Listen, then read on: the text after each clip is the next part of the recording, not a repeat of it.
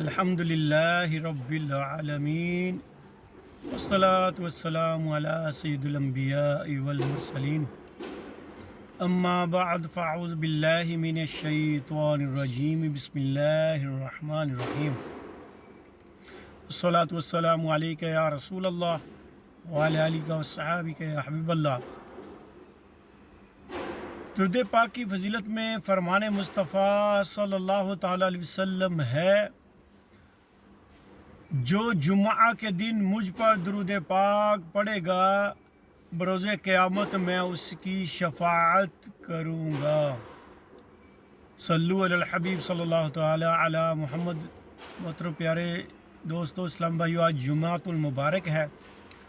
جمعۃ المبارک کی باسعادت گھڑیوں میں اپنے میٹھے اور پیارے آقا صلی اللہ علیہ وسلم پر کثرت سے درود پاک کے گجرے نشاور کیے جائیں۔